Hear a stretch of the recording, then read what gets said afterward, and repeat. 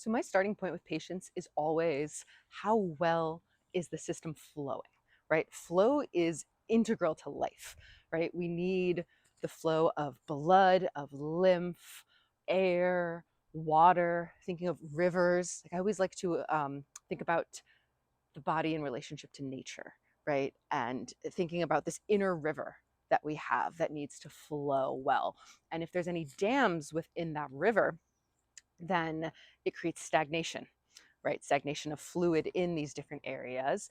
And over time, if fluid stays stuck and things start to dry up, and tissue can start to die because you can't get the waste out, it can't get nutrients in, and then you end up having disease, injury, things that you don't want to happen. And so the fundamental thing I can kind of break everything down to is just start with flow, right? I've kind of been coming up with this framework over the last couple of years, and that is really the first starting point for me. Because when someone comes to me with pain, with an injury, the first thing is that tissue needs to be able to heal, and it needs to be able to remove any waste within that tissue to be able to do that. And so, starting with what I call the big six, I got this actually from Dr. Perry Nicholson from Stop Chasing Pain. I first heard it on his podcast many years ago, and now I've taught this to all of my patients. I've taught it to lots of other people I meet as well. The inspiration for this video is actually from a few of the women I met climbing Mount Baker this past weekend. I taught them after we summited, and they asked for a reminder. So here you go. So let's start while I'm still talking, just start by bouncing a little bit, right? Start to get things moving a little bit. So your lymph system is the waste removal system, right? So the 6 points that we're going to talk about are the points where most of your lymph nodes are. So they're around a lot of major joints. And that's where the liquid, the fluid is being filtered, and then being put back into the blood system, right? So we want to make sure that things are able to flow freely and we're not getting backups along these 6 points. So to open those points, we're going to do tapping. You can also do gentle rubbing, but I tend to like tapping. So that's kind of how I'm going to teach it. It has a nice effect on the nervous system as well. So first thing, this should not be painful. This should be gentle. We're not like punching ourselves. And we're going to go in the reverse order of the flow. So everything's going back to the heart. So the first point is going to be that clavicle. So start with just tapping. I'm kind of just going fingers here and just making little circles around the clavicle here. Making sure you're getting up on top. And so this is based in the big six, but I'm going to add a little extra to it. But if you don't have a lot of time, just minimum hit the 6 main points. And if you need some sort of number of how long am I doing this for, you could count to like 10 times in your head with each point, but I really more go by the feel of it. All right, so that's clavicle. Then next point is going to be just behind the neck, or behind the ear at the top of the neck here. So I like to kind of connect these points. So if we go to the inside of the collarbone and follow up this nice thick muscle right here, we can tap right along that muscle and it'll take you right to that point. And then I like to then take that up, go behind the head to the base of the skull, bring it back down and go along the jaw, underneath the jaw, and then taking it back down. So this point is super important because this is where all of the lymphatic drainage from your head, your brain, empties out, and where all of the blood and the nutrients go up into your brain, as well as where your vagus nerve passes through. And that's a really important nerve in regulating your parasympathetic nervous system, or turning that on to get you into that rest and digest mode. So when this is stuck and fluid is stagnating here, you can get kind of that like cloudy head fog, like ugh kind of feeling. So this can be a good one to just kind of get things flowing again. Number 3 is going to be your armpit. Again, extending this down to behind like the lat and underneath the pec, because those are the 2 areas where I see a lot of my patients getting fluid kind of stuck. So tapping kind of along the edge of the lat here, and then bringing that in front to that pec, and then up right into the armpit as well.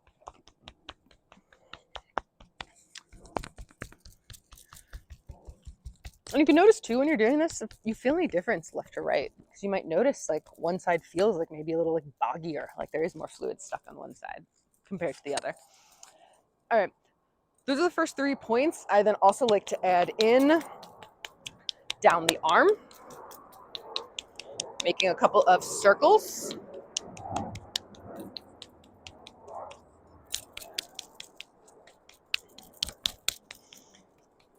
So we hit that armpit first so that anything in the arm has a place to drain out. And just shake those. All right, I didn't yet mention, but make sure that while you're doing this, you are breathing, okay? That you're not holding your breath. When we're doing something new, we often tend to kind of hold our breath as we're concentrating and thinking. So make sure you're breathing, because that expansion and contraction of your breath also helps drive fluid movement and that pumping action. All right, number 4 is going to be your belly. So I like to start with my hands stacked on top of each other. So you want to get right up on top of the upper abdominals, kind of the bottom of the rib cage here. And then this hand is about over my belly button. And then I'll just start tapping kind of back and forth. And then I like to make it into a circle here. So we can just kind of help with digestion as well. If we want to follow that large intestine, that's going to go up the right side, across and around. So that'd be clockwise. Your biggest lymph node in your body is in your belly, your cisterna chyli. That's kind of right at the center here. So belly is an area where we can get a lot of stagnation. A lot of that, like when you feel really bloated, and just like, ooh. A lot of times that's just stagnating fluid. Sometimes what patients tell me, like, oh, my belly's so fat, and I'm like, it's just inflamed. It needs to get things moving. All right, then I like to also take this, go behind, make loose fists, and go along the back and the upper glutes, even kind of tapping right onto your sacrum, and then wrapping it back around side of the hips to the front. And then that takes us right into point number 5, which is the groin. So I'll kind of tap along that lower belly, down into the upper thighs. And then keep going down the upper thighs, taking us to point 6, which is the back of the knees here. And I'll tend to just go down the inside here, then up right along the back, stopping and tapping right behind the knees, and all the way up. And again, you could do a couple of just gentle rounds of tapping up and down the legs. Breathing while you go. Good. All right, so those are the 6 points. Clavicle, behind the ear, top of the neck, armpit, belly, groin, back of the knees. And once you have tapped along all of those points, stand and you're just going to bounce your heels up and down. And breathe while you do that.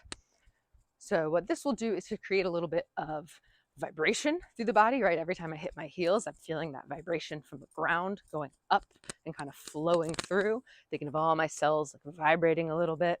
And that's helping, again, release a little more fluid flow. And the pumping action of I'm engaging my calf muscles. So that is helping to force and push fluid back up, going against gravity, because gravity will tend to make it stagnate lower, which is why you'll more often see like swollen feet and ankles and lower legs, because it's gravity. And then just relax, stand. You might notice like my body still wants to sway a little bit. And just take a moment to tune in and notice how your body feels after running through that. This can be sometimes very subtle and sometimes very profound. So I can kind of notice a little bit of lightness, almost a little bit of tingliness. Sometimes you might feel a little bit of flow. or you might feel nothing, and that's okay too. But give yourself that moment in time to turn your attention and kind of ask, does anything feel different? Has something changed? And you might not feel it in the exact moment, but maybe you feel something a little different as you kind of continue to move around in your day. So I recommend doing that at least once a day and tack it on with something you're already doing. So I have now got myself kind of trained that every morning when I get up and walk my dog, I start tapping. And so as soon as that dog leash is in my hand, it's not something I think about. My body just kind of goes into it. I have a lot of patients that'll do it in the shower, or while they're brushing their teeth or after. So just pick a time that works and just start doing it and see how you feel. Sometimes it can have a really intense effect, so be aware of that. Not super common, but I have had someone like throw up or like feel kind of sick afterwards. Um, and sometimes that just means a lot of crap was stuck and now it is flowing, and that doesn't always feel great. So drink plenty of water, help it just kind of flush out and move through you. But otherwise, enjoy the flow.